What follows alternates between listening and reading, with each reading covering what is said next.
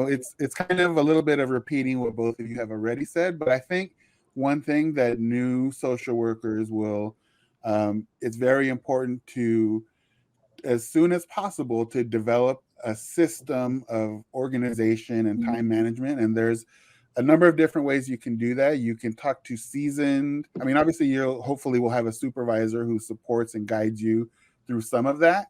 But it's important to identify either peers or maybe more like seasoned workers, like I said, who have developed things, and you don't have to use as the system that they use. You can pick and choose things that work for you, work for your style.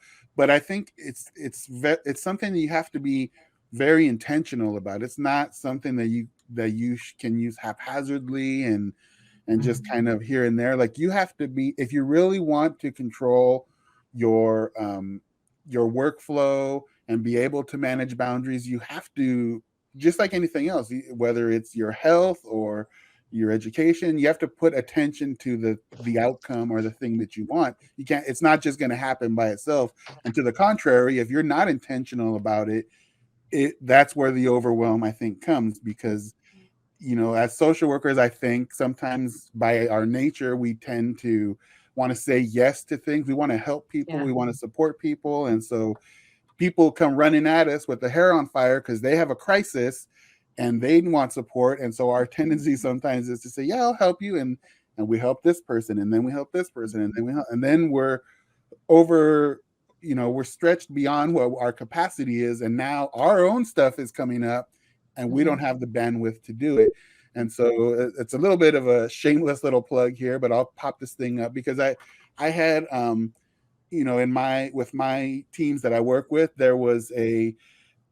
we talked about that. Like, how do you prioritize? Everything seems like it's a priority sometimes, whatever it is, it just seems like everything's a priority. And sometimes I'm of the opinion, and some people feel that this is minimizing the reality of some of the work, but I do think that there are things that are urgent priorities and there are things that are not so much so. They may seem like it on their face when we first are presented with them, but if you objectively think about it, they maybe are not, and they can be put a little further back in your list of priorities. So this is a tool that I'm scrolling here, if you're watching this video, that I developed. I'm open to feedback on it, but it's a way to kind of objectively determine the level of urgency so that you can hopefully prioritize what's really important, crisis level, versus kind of social, things that are also important. But,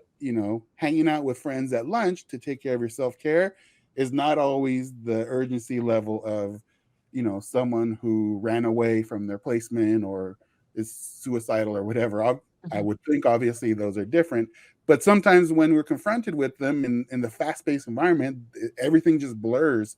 And so that this is a tool to get to that. And if you go to socialworkmentor.com, in the link section, there's another tool of different ways to say no.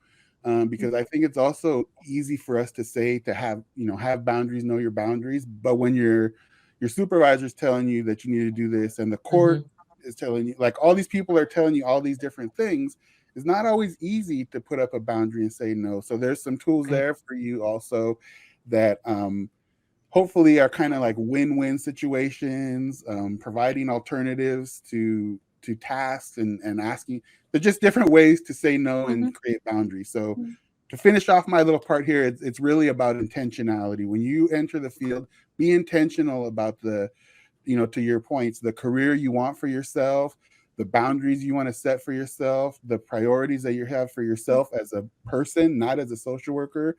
Be very intentional from the get-go, and don't let the career define who you are. Define who you want to be, and then move forward in your career. I think that's kind of how I think about it.